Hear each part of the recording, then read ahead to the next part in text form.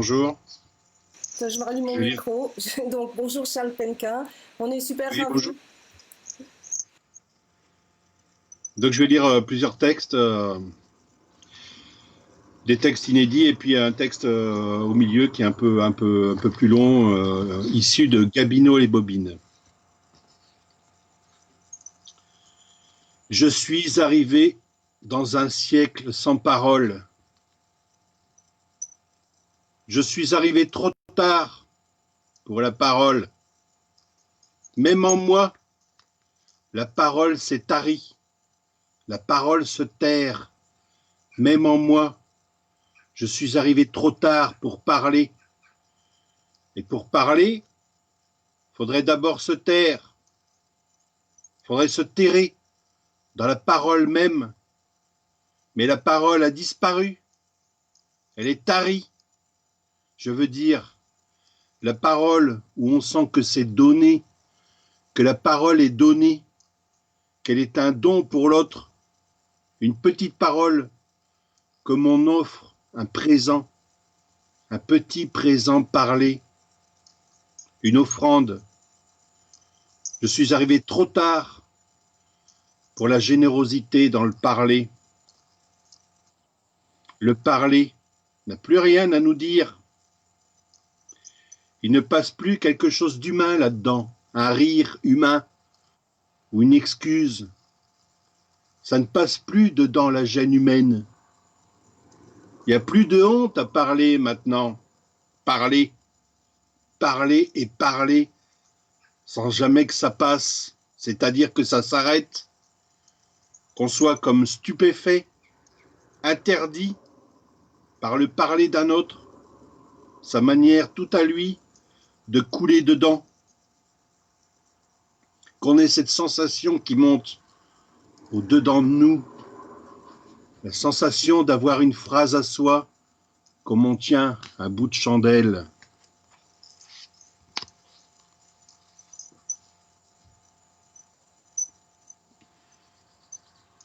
Gégène a les yeux bleus, mais parfois il tire sur le gris.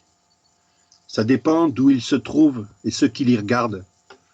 S'il se trouve sur une machine à Usinor et qu'il a fumé son toubac, s'il regarde ses gros outils, ou s'il met des pelletés de charbon dans la chaudière, il se peut alors que ses yeux virent totalement au gris.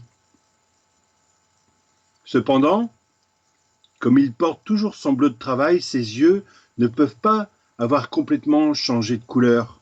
Si Gégène est dans le jardin et qu'il fixe le sol, ça tend plutôt vers le marron clair. Et s'il a les yeux plongés dans ses plantations, on y devine sûrement du vert. C'est quand il a les yeux pointés vers le ciel que ça vire au bleu. Un bleu profond, un bleu des cieux comme on en voit dans le nord, quand ils sont très chargés, quand les nuages virent au bleu foncé, quand les cieux sont vraiment hauts et tombent presque noirs sur l'horizon. C'est là qu'il a du bleu dans les yeux, Gégène. Mais un bleu du nord, avec cette profondeur menaçante, c'est peut-être pour ça qu'il ne regarde jamais trop le ciel, pour pas paraître plus haut qu'il n'est. Car le bleu, c'est toujours la couleur des gens qui ont une certaine idée d'eux-mêmes. Le bleu, c'est la couleur des gens qui se sentent au-dessus des autres, bien souvent. Mais les cieux du Nord n'ont rien de ce bleu prétentieux. Ils sont juste pris en faute d'avoir accumulé trop d'eau et d'électricité, toutes ces mégatonnes de particules qui avancent pour ne pas avoir voulu inonder la Terre, toute cette charge accumulée par les cieux de Taiseux, et dire qu'on dit que dans le Nord, il fait toujours mauvais. Gégène, lui, connaît bien les cieux du Nord, pour ne jamais avancer qu'il pleut avec abondance. Pourtant, il voudrait bien que ça tombe d'un coup, que ça arrose tout le jardin et qu'il puisse regarder la terre avec ses yeux bien verts, comme Lulu, Lulu qui les a toujours d'un vert éclatant. Toutefois, il vire aussi au bleu ses yeux à Lulu. En vieillissant, tout le monde trouve même qu'elle regarde trop le ciel bleu, Lulu. Faut dire que parfois, elle se trompe et croit voir depuis la salle de bain la mer. Sans doute parce que la baignoire est aussi entourée de bleu. Et quand Lulu a fini de se baigner, elle s'entoure d'une serviette bleue et ouvre grand la fenêtre qui donne sur le jardin et sur le grand horizon plat. Au loin, on ne voit que 2 arbres et puis tout ce bleu qui monte. Un bleu qui vient de tous les lointains, un bleu qui semble connaître tous les lointains, tous les villages, tous ces villages et ces pâtures noyées dans l'horizon, un bleu qui tire au noir et qui a déjà inondé la Belgique puis la Thiérache, un bleu qui vient de Charleroi ou de Maroilles, un bleu qui noie tous les cimetières de la guerre de 14 et les chemins pavés, et elle voit ça depuis sa baignoire, Lulu. Elle voit un bleu qui vient de passer le péage de l'autoroute, un bleu qui passe à Valenciennes pour rejoindre la capitale. Elle voit les ponts déjà noyés par tout ce bleu qui vire au noir. Il va falloir dépendre le linge, comme elle dit, dépendre. Gégène a déjà rentré les outils dans la cabane en métal bleu pâle. Comment faire pour ne pas avoir les yeux bleus dans le nord, avec tous ces terres qui entourent la bêche et le pantalon en tergale de Gégène, comme une vague de bleu qui retourne la terre, un bleu qui tire au noir, un noir profondément bleu, un bleu qui n'est plus trop bleu au final, profondément noirci, mais noirci ne va pas.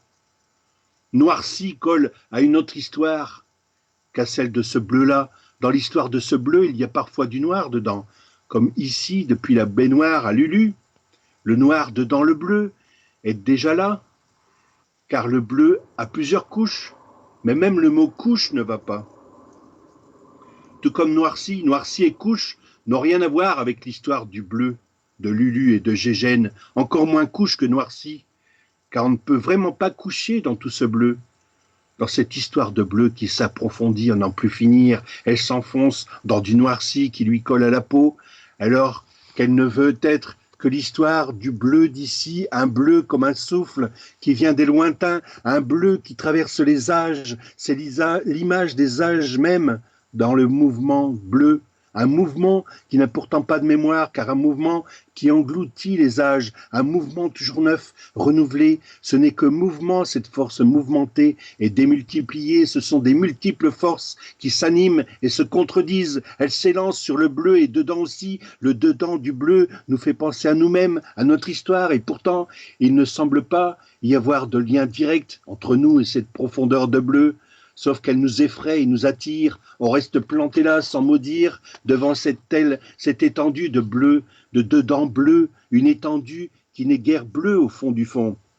Car ce n'est guère bleu quand on y regarde de près, on y voit de tout et on est prêt à y plonger tout notre vocabulaire, on y finirait nu et sans voix dans tout ce bleu. On a peur de tomber dans ces dedans bleus et finir asphyxié, qu'on en finisse avec notre histoire une bonne fois, notre histoire de bleu, de petit bleu, alors qu'il faudrait agrandir l'histoire de ce petit bleu et en faire un vrai mouvement, un mouvement total, un gros bleu rond, un bleu tout cassé puis rassemblé, un bleu qui se frotte et perd son bleu, un bleu qui devient blanc tellement qu'il se tord, un bleu complètement tordu puis morcelé, un bleu qui plonge en avant avec ses plis et ses lignes, un bleu qui chemine dans d'autres bleus, que tous les bleus s'affrontent, que les bleus s'entremêlent et se libèrent sans passion, ou alors pour la passion du bleu seul, la passion d'un bleu revenu de tout, un bleu qui en a décidément vu de toutes les couleurs, un bleu qui monte très haut dans les couleurs du ciel,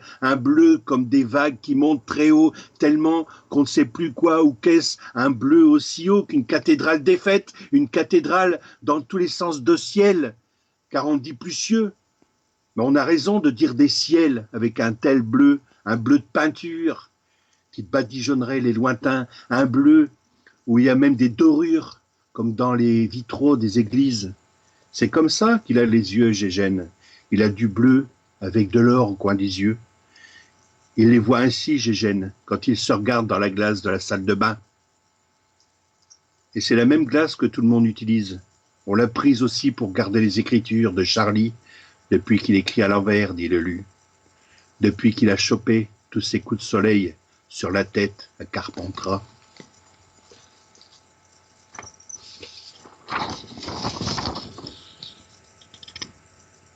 J'ai jamais lu vraiment les livres. Je les ai plutôt vus. Ça m'a jamais intéressé le sens que prenait le livre.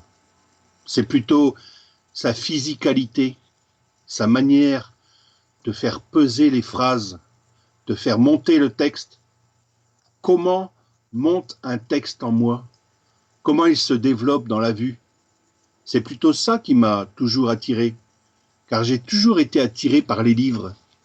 C'est d'ailleurs seul le livre qui m'attire, et dedans, sa physicalité dans les pages, comment l'écrit se dresse dedans.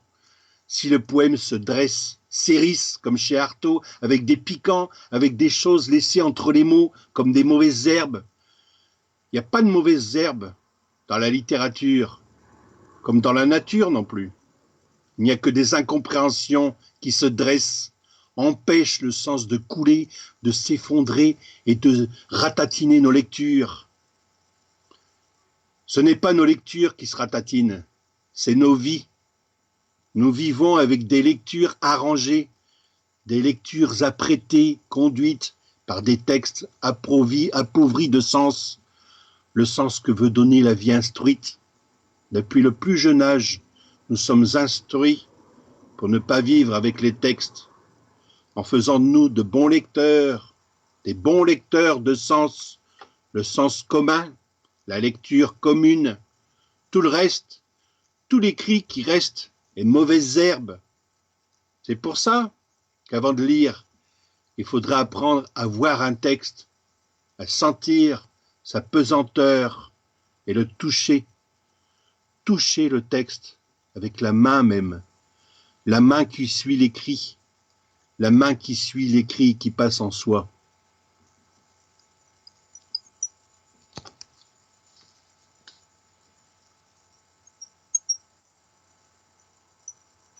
Merci infiniment, Charles Penquin. Merci. Un honneur et un bonheur. Merci, on vous souhaite une excellente journée et on espère bientôt d'enfin ou ailleurs. Très bien. Merci à vous. Merci beaucoup. Au Au revoir. revoir. Je